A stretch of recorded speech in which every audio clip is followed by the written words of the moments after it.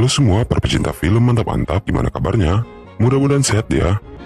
Di video kali ini kita akan membahas sebuah film Italia yang diperankan oleh Tante Monica Bellucci.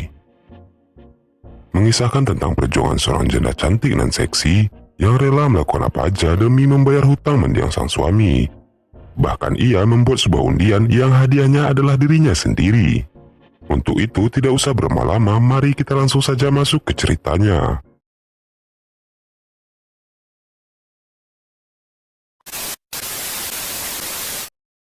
Awal film dimulai dengan seorang istri dari orang kaya bernama Francesca. Terbangun dari tidurnya karena telepon dari seseorang yang mengatakan bahwa suaminya bernama Pasini Maurizio telah meninggoy lantaran mengalami sebuah kecelakaan. Sebelum pergi, Francesca mencium putri kecilnya, Giulia, yang sedang tertidur lelap. Kemudian ia pun segera pergi ke rumah sakit bersama Cesar, kerabat sekaligus pengacara suaminya.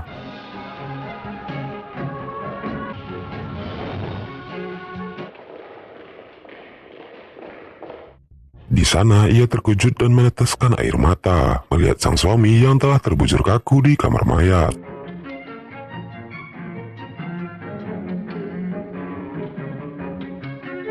Ketika sang suami disemayamkan, banyak dihadiri oleh keluarga dan juga kerabatnya. Francesca sedih namun enggak dengan para koleganya yang kelihatan senang karena sekarang Francesca yang bahenol ini telah menjadi janda.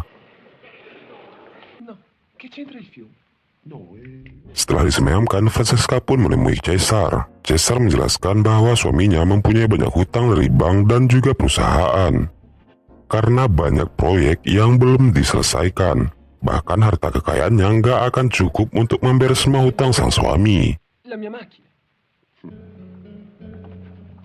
Francesca pun kaget, sekaligus pusing bagaimana caranya dia bisa membayar hutang suaminya. Lalu ia menyampaikan berita itu pada Rosaria, asisten rumah tangganya, bahwa dirinya tak bisa lagi membayar Rosaria. Namun Rosaria menolak untuk pergi dari rumah Francesca, karena merasa sudah betah dan ia bersedia walau tak dibayar asalkan diizinkan tetap bekerja sebagai asisten rumah tangga di sana. Alhasil Francesca pun memutuskan bekerja sebagai pelayan di sebuah butik temannya bernama Cristina. Para karyawan di sana kaget, sekaligus tak menyangka melihat langganannya dulu sekarang menjadi rekan kerjanya. Di hari pertama bekerja, Francesca pun gak sengaja bertemu dengan temannya yang biasa nongkrong di restoran mahal. Temannya yang bernama Carla dan Serena kaget melihat keberadaan Francesca di sana.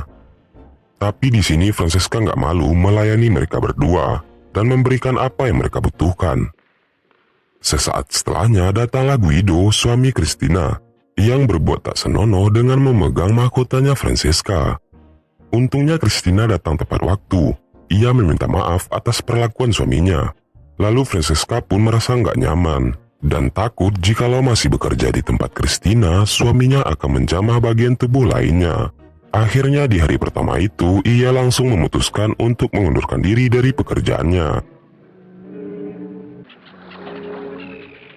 Cerita pun berlanjut saat Francesca menjual kapal aset dari sang suami untuk membayar hutang. Ditemani Cesar, ia menjual kapal itu walau dengan harga yang murah. Namun bukan hanya kapal saja, ia juga menjual perhiasan, barang antik, dan beberapa pakaian mahalnya lewat lelang dibantu oleh kedua temannya, Carla dan Serena.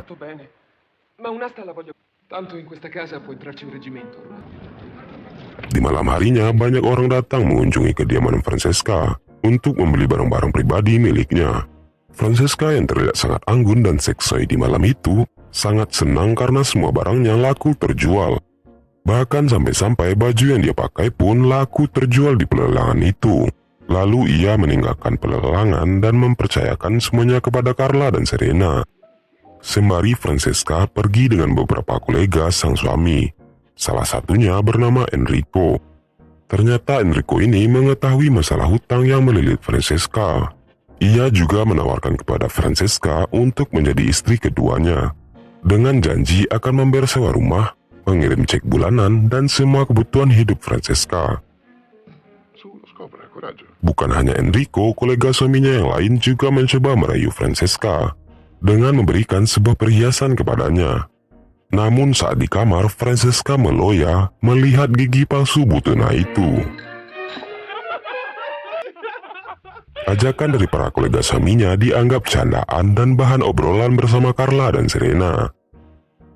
Hingga tanpa sadar, Francesca menyadari bahwa di lemari Carla terdapat mantel kepunyaannya yang sangat mahal. Faktanya, mantel itu diambil dari rumah Francesca pada saat mereka mengadakan lelang barang.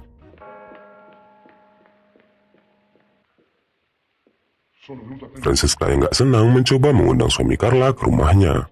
Ia bernama Sandro.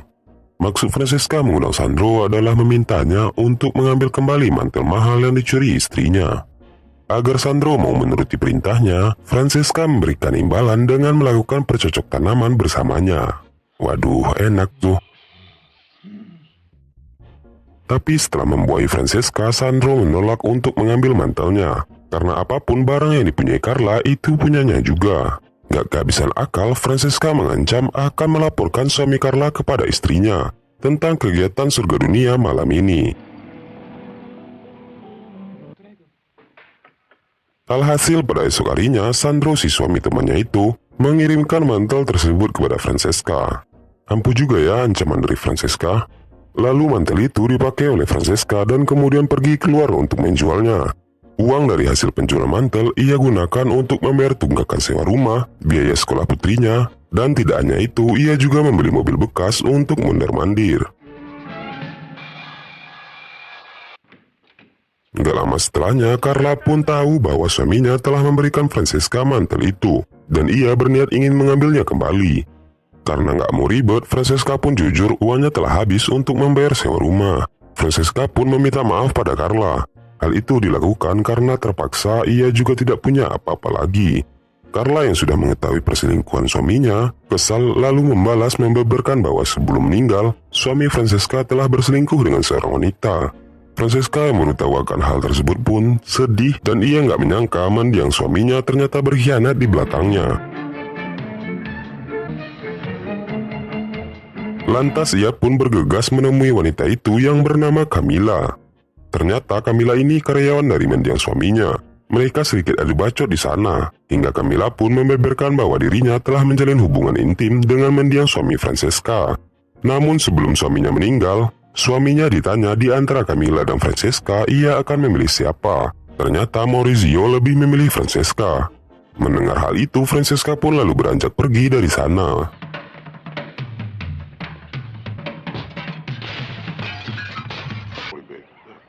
Francesca nggak tahu harus bersedih atau gembira, tetapi yang jadi pokok permasalahannya, uang Francesca udah habis.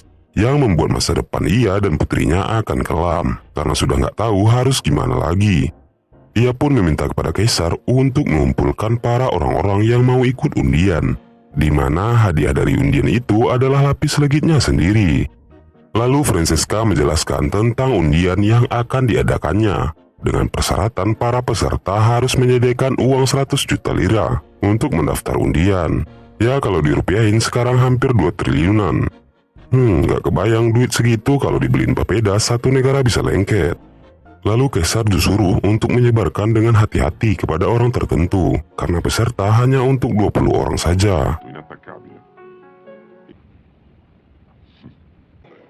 Malam harinya sayembara pun dimulai. Francesca diajak ke sebuah pesta konglomerat oleh Kaisar. Di sana banyak sekali yang ikut undian, dari mulai aki-aki tua sampai ke ibu-ibu.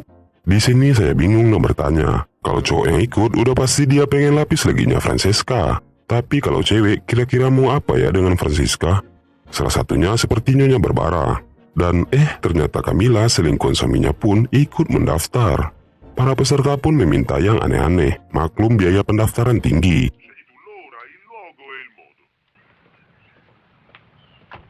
Seperti salah satu Butena ini yang ingin melihat tubuh Francesca. Kayaknya takut panuan kali ya.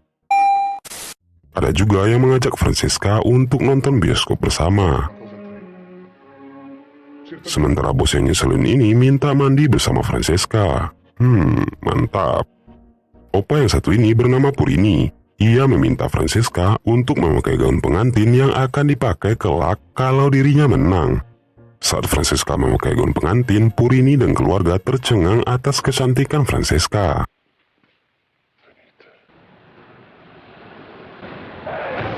Lalu di tengah undian ada yang unik. Ada seorang pria bernama Antonio yang pengen ikut undian, tapi bukan dengan cara membayar, melainkan dengan cara menabrakkan dirinya sendiri ke mobil Francesca. Itu semua dilakukan karena Antonio adalah pengangguran sejati. Francesca pun membawa ke rumah lalu mengobatinya. Dan di sini si Antonio terus saja pura-pura pingsan. Awalnya Francesca kaget dan khawatir melihat Antonio pingsan lagi. Tak kehabisan akal, Francesca pun mencoba membangunkannya dengan cara melihatkan lapis legitnya di hadapan wajah Antonio. Aduh. Di lain tempat, ternyata si Kaisar ini telah berlaku curang kepada Francesca. Ia memberitahu kepada para peserta bahwa syarat daftar undian adalah 300 juta lira. Padahal Francesca cuma meminta 100 juta lira saja. Lumayan dapat 200 juta. Beberapa hari kemudian, Francesca sedang dimarahi oleh ibu mertuanya. Si ibu merasa malu dan gak setuju atas undian yang diselenggarakan oleh Francesca. Ia meminta agar Francesca menyerahkan putri tercintanya kepada si ibu mertua. Dengan lantang Francesca menolak, karena ia merasa sampai sekarang hutang suaminya ia yang membayarnya sendiri tanpa bantuan dari mertua sedikitpun. Penolakan juga ditampakkan oleh salah satu peserta undian, yakni seorang peternak sukses saat tahu alasan Francesca mengadakan undian. Menurut si peternak kaya ini, Francesca mengadakan undian hanya semata-mata demi uang. Lalu Francesca kemudian dimarahi dan diusir dengan dilempari batu. Cerita selanjutnya, Francesca mengantar anaknya ke sekolah dan ia bertemu dengan Serena. Dengan nada yang emosi, Serena mencecar Francesca karena suaminya ternyata salah satu peserta yang ikut undian. Ia mengatakan dengan pedas bahwa Francesca akan merebut suaminya. Francesca menjawab bahwa ia tidak tahu suami Serena ikut daftar di undiannya. Lalu Francesca mendatangi suami Serena yang bernama Gustavo. Francesca menyuruh Gustavo untuk mengundurkan diri dari pendaftaran. Namun ditolak oleh Gustavo, bahkan Gustavo menyatakan bahwa yang daftar pada undian itu adalah teman-teman dekat mendiang suami Francesca. Saking pusingnya, Francesca mendatangi Kaisar agar membatalkan undian yang telah mereka selenggarakan. Namun Kaisar mengatakan bahwa hal itu sudah terlambat dan tak mungkin bisa dibatalkan lagi, karena peserta telah membayar uang yang diinginkan Francesca.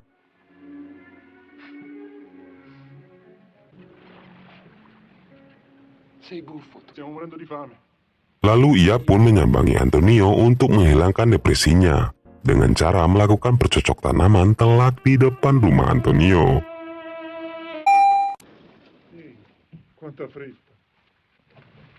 Tanpa Francesca dan Kaisar sadari, undian ini dibocorkan kepada pihak polisi oleh si Antonio. Polisi pun langsung bereaksi menggeledah kantor Kaisar dan membawa alat bukti berupa transaksi pendaftaran.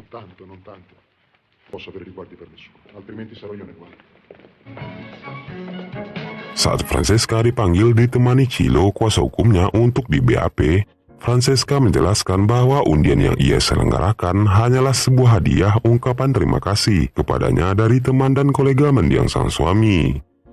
Mendengar penjelasan dari Francesca, polisi pun percaya dan membebaskan kasus ini. Semua peserta undian pun merasa ditolong oleh Francesca. Mereka berkumpul saat beribadah di gereja. Di sana ada Enrico, Gustavo, dan yang lainnya. Mereka pun mengikhlaskan dana yang telah diberikan saat pendaftaran. Hitung-hitung ucapan terima kasih pada Francesca yang telah menyelamatkan mereka dari jeratan hukum. Scene pun ditutup ketika Francesca lambat laun mulai tahu kebusukan dari Kaisar yang memanfaatkannya. Ia pun memutuskan untuk pergi keluar kota bersama putri kecilnya dan juga pembantu yang setia, Rosaria. Ketika di bandara, polisi mengejarnya dan bertanya siapa yang bertanggung jawab atas undian ini. Francesca pun mengatakan bahwa Kaisarlah yang bertanggung jawab. Francesca pun lalu pergi menaiki pesawat dan film pun berakhir.